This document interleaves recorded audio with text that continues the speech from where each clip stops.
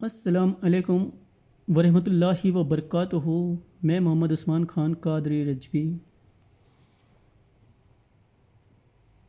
کیا آپ جانتے ہیں کہ شیطان اور منافق قسم کے لوگ یہ کہتے ہیں کہ غیر اللہ سے مدد مانگنا شرک ہے، جبکہ وہ پیدا ہونے سے لے کر یہاں تک کہ ان کا جب ماں کے پیٹ میں ان کا حمل ٹھہرتا ہے اس دن سے لے کر مرنے تک وہ غیر اللہ سے ہی مدد طلب کرتے رہتے ہیں۔ کوئی ایسا دن نہیں جاتا کہ جس دن انہیں غیر اللہ کی مدد کی حاجت یعنی ضرورت نہ پڑتی ہو۔ ایک بھی دن ایسا نہیں گزرا ہے۔ تو میں آپ کو بتاؤں کہ یہ شیطان اور منافقین غیر اللہ سے مراد کیا لیتے ہیں۔ آپ پہلے غیر اللہ کا معنی آپ سمجھیں کہ غیر اللہ کہتے کس کو ہیں۔ اللہ کے علاوہ، اللہ سے بھی پاک ہے، تو اللہ کے علاوہ جو بھی ہے، اللہ کے علاوہ جو بھی ہے، چاہے وہ شے ہو، چاہے وہ انسان ہو، چاہے وہ کوئی چیز ہو، اللہ کے علاوہ جو بھی ہے سب غیر اللہ ہے۔ اللہ ہے، اللہ کے علاوہ جو بھی ہے سب غیر اللہ ہے۔ تو اگر غیر اللہ سے مدد مانگنا شرک ہے تو آج ہم کر کیا رہے ہیں؟ پوری دنیا شرک میں مبتلا ہے، بقول ان شیطانوں کے، بقول ان منافقوں کے۔ بتائیں مجھے، ان شیطانوں، منافقین، ان جاہلوں کو، ان جانوروں کو یہ بات سمجھ میں آتی ہے کہ غیر اللہ سے مدد مانگنا شرک ہے؟ تو کیا پوری دنیا مشرک ہے اور یہ شیطان منافق خود بھی مشرک ہیں؟ تو ایک آیت کا یہ مفہوم نہیں سمجھ سکتے، بنتے ہیں علامہ۔ ایک آیت کا وہ جس آیت کو پیش کرتے ہیں اس آیت کو میں آپ کے سامنے رکھوں۔ یہ آیت ہے سورہ الفاتحہ، سورۃ الفاتحہ، آیت نمبر ہے 4۔ آیت نمبر کیا ہے؟ 4۔ آیت کے جو بندہ، میں یہ بھی یہاں پہ صاف کر دوں کہ جو انسان موبائل میں اس آیت کو پڑھے گا تو وہ آیت نمبر 5 سمجھے گا، وہ آیت نمبر 5 سمجھے گا سورہ الفاتحہ میں۔ تو وہ چاہے وہ 4 سمجھے چاہے وہ 5 سمجھے، اس آیت کا الفاظ یہ ہے ایاک نعبد و ایاک نستعین۔ عربک کے الفاظ نہ ادا ہوئے ہوں تو معافی چاہتا ہوں، میری مخرج کی ادائیگی درست نہیں، میں جانتا ہوں۔ تو اس آیت کا جو مفہوم ہے، اے اللہ ہم تیری عبادت کرتے ہیں، تجھی سے مدد چاہتے ہیں۔ آپ نے سنا؟ اے اللہ ہم تیری عبادت کرتے ہیں، ہم تجھی سے مدد چاہتے ہیں۔ اب اگر اس تجھی سے کا مراد لے لیا جائے کہ صرف اللہ سے مدد ہے، اللہ سے مدد ہے، تو آپ یہاں پہ کیا مراد لیں گے؟ ایک بندہ اپنے رب سے یہ کہتا ہے کہ اے اللہ ہم تیری عبادت کرتے ہیں، تجھی سے مدد چاہتے ہیں، تو گویا کہ اللہ کے علاوہ مسلمان کسی کی عبادت نہیں کرتے اور مدد میں کسی بھی معبود باطل کو پکارتے نہیں ہیں، نہ عبادت میں پکارتے ہیں نہ مدد میں پکارتے ہیں۔ یہاں پہ کون مراد ہے؟ اللہ، یعنی حقیقی معبود۔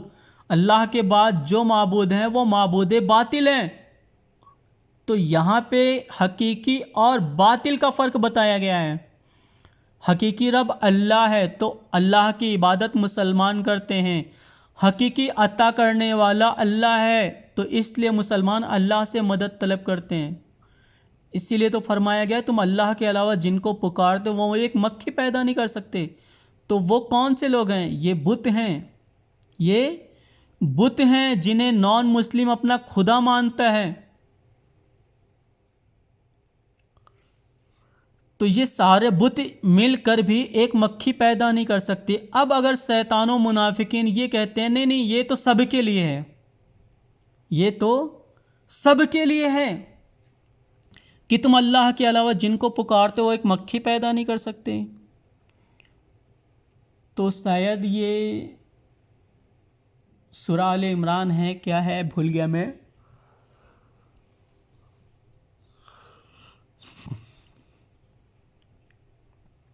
سورہ آل عمران ہے شاید، اس میں حضرت عیسیٰ علیہ السلام کے حوالے سے فرمایا گیا ہے، جو بھی سورہ ہے حضرت عیسیٰ علیہ السلام کے حوالے سے فرمایا گیا ہے کہ آپ حضرت عیسیٰ علیہ السلام مٹی کی کھلونے بناتے تھے، مٹی کے کھلونے بناتے تھے، پھر اس پہ پھونک مارتے تھے تو وہ مثل پرندہ چلنے اڑنے لگتا تھا۔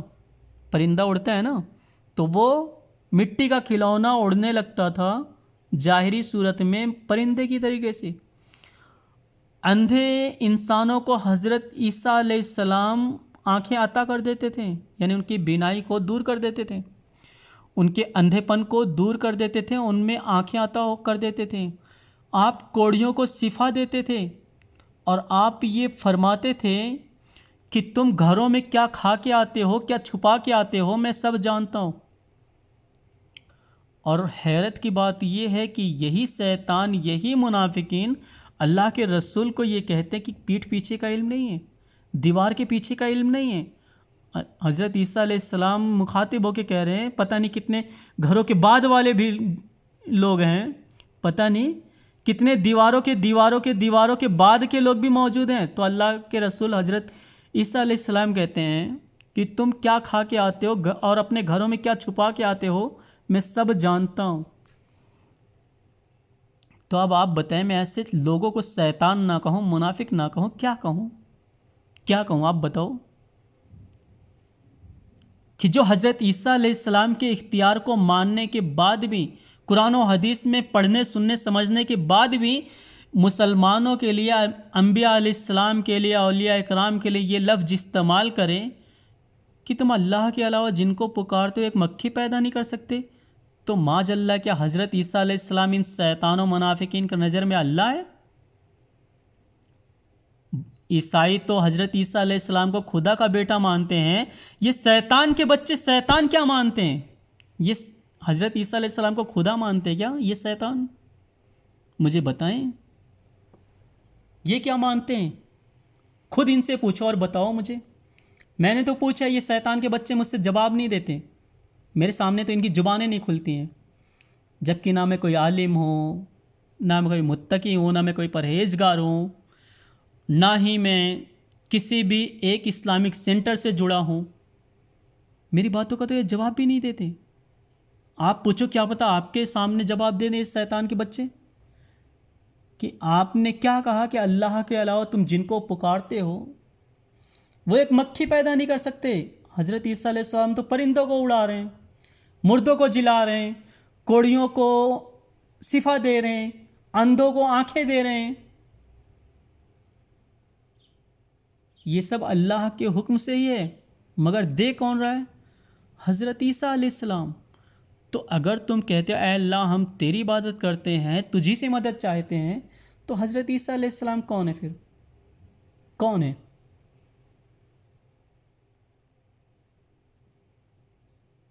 بتاؤ مجھے، یہ سوال بنتا ہے کہ نہیں بنتا؟ تو گویا کہ یہاں پہ پتہ چلتا ہے کہ معبود باطل کے لیے یہ آیتیں نازل ہوئی ہیں، معبود باطل پہ مشرکین کے لیے آیتیں نازل ہوئی ہیں کہ مشرکین اللہ کے علاوہ جن کو پکارتے ہیں، یعنی معبود باطلوں کو جو پکارتے ہیں، وہ معبود باطل سب کے سب مل کر ایک مکھی پیدا نہیں کر سکتے۔ جس کو جو دینے والا ہے وہ اللہ دینے والا ہے۔ تو اس سے یہ مراد تو نہیں آیا نا کہ مانگو تو صرف اللہ سے مانگو۔ اب اگر ایسا کوئی جملہ قرآن و حدیث میں ہو تو آپ بھی مجھے بتا دو۔ میں نے تو انبیاء علیہ السلام سے، اولیاء اکرام سے مانگنے کے بارے میں بتا دیا۔ اب اگر تم شیطان، تم منافق منع کرتے ہو کہ نہیں مدد صرف اللہ سے، تو تم بھی ہمیں کوئی ایک ایسی آیت بتا دو کہ لکھا ہو انبیاء علیہ السلام سے، اولیاء اکرام سے مدد طلب کرنا شرک ہے۔ جبکہ میری نظر میں قرآن مقدس میں سورہ النساء ہے، سورہ النساء ہے، آیت نمبر ہے 64 یعنی 64۔ اللہ رب العزت فرماتا ہے اذ ظلموا انفسهم جاؤک فاستغفر اللہ واستغفر لهم الرسول لوجدوا اللہ توابا رحیما۔ عربک کے کچھ الفاظ بھول گیا ہوں یا ادا نہ ہوئے ہوں تو معافی چاہتا ہوں۔ میں اس کا ترجمہ آپ لوگوں کو بتا دیتا ہوں ترجمہ کیا ہے۔ ترجمہ یہ ہے کہ جب امت محمدیہ، اللہ کے رسول کے زمانے میں کون ہے؟ صحابہ کرام ہیں، عام لوگ نہیں ہیں، جن کے لیے خود اللہ رب العزت فرماتا ہے یہ اللہ سے راضی اور اللہ ان سے راضی۔ ان کے بارے میں اللہ کیا کہہ رہا ہے معلوم؟ جب اے محبوب، جب آپ کی امت یعنی صحابہ کرام کوئی ظلم کر لیں یعنی گناہ کر لیں تو آپ کی بارگاہ میں حاضر ہوں، آپ کی بارگاہ میں حاضر ہوں، پھر اللہ سے معافی چاہیں اور رسول صلی اللہ علیہ وسلم ان کی شفاعت کریں یعنی ان کے لیے دعائے خیر کریں تو بے شک اللہ کو بہت توبہ قبول کرنے والا مہربان پائیں گے۔ صحابہ اکرام کے لیے یہ آیت نازل ہو رہی ہے۔ آج کا کوئی ایک انسان صحابہ اکرام کے مقابل ہے؟ تو جب صحابہ کرام سے ظلم ہو جاتا ہے، گناہ ہو جاتا ہے، تو اللہ رب العزت ان کے بارے میں یہ کہتا ہے کہ اللہ کے رسول صلی اللہ علیہ وسلم سے دعا کرواؤ، نبی کریم سے دعا کرواؤ۔ تو آج کا اگر کوئی مقتدی اپنے نبی صلی اللہ علیہ وسلم سے دعائے خیر کروائے تو وہ مشرک ہے۔ اللہ رب العزت اس بندے کی بات اللہ کے رسول تک نہ پہنچائے، ایسا ہو سکتا ہے؟ فرشتے کس لیے نازل کیے گئے ہیں؟ ہمارے اعمال لکھنے کے لیے نا۔ ہمارے اعمال کون لکھتا ہے؟ کرامن کاتبین۔ تو جب یہ ہمارے اعمال لکھ رہے ہیں ہمارے اعمال فرشتے لکھ رہے ہیں اور ہم جس سے فریاد کر رہے ہیں وہ اللہ سے فریاد کر کے ان کی بارگاہ میں پہنچا رہے ہیں، اور اللہ کے رسول صلی اللہ علیہ وسلم کے لیے تو میرا یہ عقیدہ بھی نہیں کہ اللہ کے ذریعے لوگوں کی باتیں پہنچتی ہیں، بلکہ اللہ کے رسول صلی اللہ علیہ وسلم کی طرف جو باتیں منسوخ کی جاتی ہیں اللہ انہیں سیدھا یا فرشتوں کے ذریعے، دونوں راستوں سے، سیدھا بھی اور فرشتوں کے ذریعے بھی اللہ کے رسول کو یہ اختیار دیا کہ وہ سن سکتے ہیں، سمجھ سکتے ہیں۔ یہ میرا عقیدہ ہے، ماننا ہے میرا، یہ میرا عقیدہ ہے، میرا ماننا ہے کہ اللہ کے رسول صلی اللہ علیہ وسلم کو اللہ رب العزت نے اختیار دیا ہوا ہے۔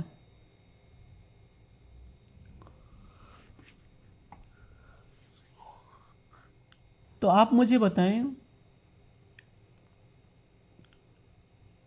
آپ نے کیا سیکھا اس آیت سے؟ اے اللہ ہم تیری عبادت کرتے ہیں، تجھی سے مدد چاہتے ہیں، کیا سیکھا آپ نے؟ آج اگر 1450 سال کے بعد بھی، لگ بھگ 1450 سال ہو گئے ہمارے نبی صلی اللہ علیہ وسلم کو، اگر اس کے بعد بھی ہم اس ایک آیت پہ بحث کریں، ایاک نعبد و ایاک نستعین، اے اللہ ہم تیری عبادت کرتے ہیں، تجھی سے مدد چاہتے ہیں، تو ہم سمجھدار لوگ ہیں؟ ہم سمجھدار لوگ ہیں اس ایک آیت پہ اگر بحث کریں؟ اب بتاؤ یہ سمجھداروں کا کام ہے؟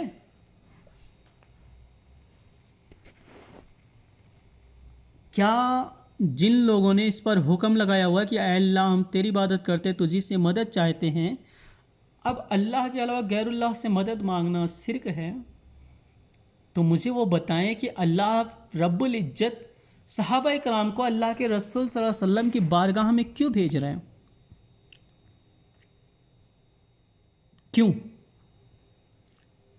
کیا اللہ رب العزت صحابہ کرام کی بات کو نہیں سنتا؟ آج کا ہر ایرا گیرا کھڑا ہو جاتا ہے اللہ تو ہماری جان، کیا بولتے ہیں اس کو، جو گلے کی نس ہوتی ہے، گلے کی نس، اس سے بھی قریب ہے۔ تو بے شک اللہ رب العزت قریب ہے، کیا صحابہ کرام سے قریب نہیں تھا؟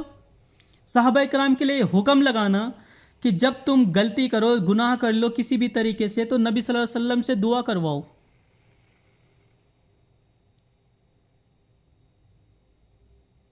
تو آج وہ ہم سیدھی دعا کریں تو حرج نہیں ہے، مگر ہم اس آیت کو پڑھنے کے بعد سیدھی دعا کرنے کے قابل رہ جاتے ہیں۔ پھر اگر کوئی کہے کہ نہیں سیدھا دعا کرو صرف اللہ سے کرو، تو اس سے بڑا جاہل، اس سے بڑا جانور کون ہو سکتا ہے؟ کون ہو سکتا ہے مجھے بتائیں؟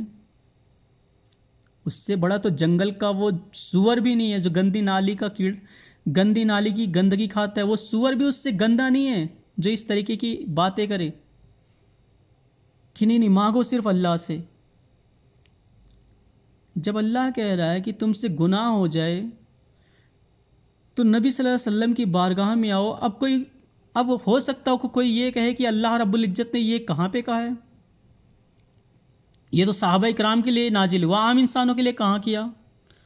تو عام انسانوں کے لیے اللہ کے رسول صلی اللہ علیہ وسلم کی حدیث کھولو، ترمذی شریف کھولو، اس میں کیا پاؤ گے؟ ان قریب میری امت میں 73 فرقے ہوئیں گے، 72 فرقے جہنمی، ایک فرقہ جنتی۔ اور اس ایک فرقے کی پہچان کیا ہے؟ جو میرے اور میرے صحابہ کے نقش قدم پہ ہوگا۔ تو اب صحابہ اکرام کے نقش قدم پہ کیسے ہوگے؟ گناہ کر کے خود اللہ سے مانگنے والے؟ بتاؤ مجھے۔ صحابہ اکرام تو اللہ کے رسول سے مدد طلب کرتے تھے، اے اللہ کے رسول ہمارے لیے دعائے خیر فرمائیں۔ بتائیں مجھے،